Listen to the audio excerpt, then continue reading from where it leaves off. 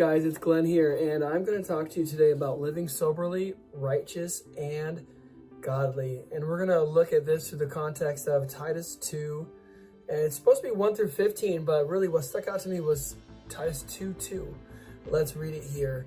Titus 2:2 says, "Teach the older men to exercise self-control, to be worthy of respect, and to live wisely. They must have sound faith and be filled with love and patience." And so what I really want to focus on, what spoke to me, was being sober-minded. And a lot of times I think it's easy to look at sober-minded for people that, like, you could tell someone is wasted or they're drinking too much. They're staggering around like, yeah, you bad. Like, you could tell they're not speaking clearly. Or someone who's high on weed. Or something where it's just like, dude, you are on crack and I can see it.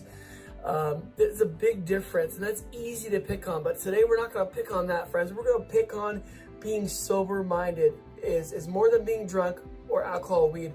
But I'm going to tell you today, friends, that when we live in our emotions that are not fruits of the Spirit, when we live in our emotions, sadness, pride, anger, fear, jealousy, rage, all not fruits of the Spirit, when we live in those things and let it dictate our actions, we are not soberly minded.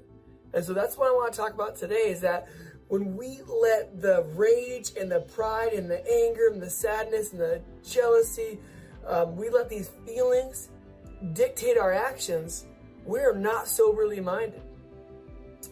And it talks about teaching the older men to exercise self-control. What better way to practice self-control than controlling our emotions? I want to share a short little fun story where you could just hear about me losing control of my little emotions.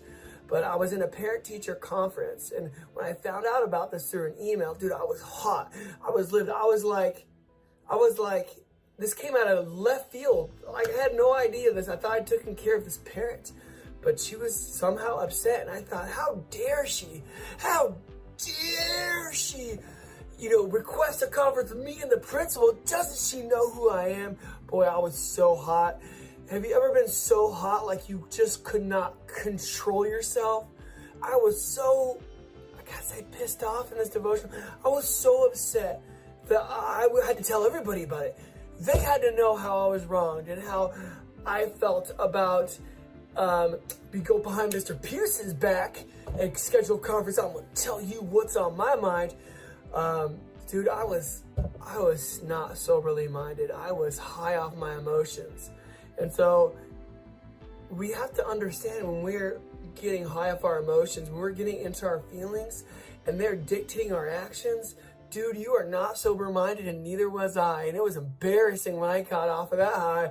I was like, woo, I just lost some of my Christianity. What happened? It was crazy, man. So here's some things that you can do and I can do if you know that you've lost yourself to that jealousy and that rage and that fear, that jealousy, that rage, not fruits of the Spirit. When they're dictating your actions, there are 4 things we can do. You got to recognize it. Man, it's going to do nobody any good if you don't admit to somebody. If I didn't admit to my friends, I am struggling and I am hot and I need someone to talk to before I make myself look like a fool. You have to recognize it. It means you have to admit it to someone. Admit that there's a problem. You have to repent. Glenn, you always tell us repent, or Mr. Glenn, you always say repent. Yeah, but you have to hate it, man. I had to hate the fact that I lost control of my emotions. You got to hate it. Number 3, you got to remove it. You got to work continuously like that stinking rock. You're just trying to pick a weight. It's never going to go away. You got to work daily to remove that thing. You got to be conscious of it. Consciously working every day. It might not be a one-time thing that gets fixed. You got to keep working on it, friend.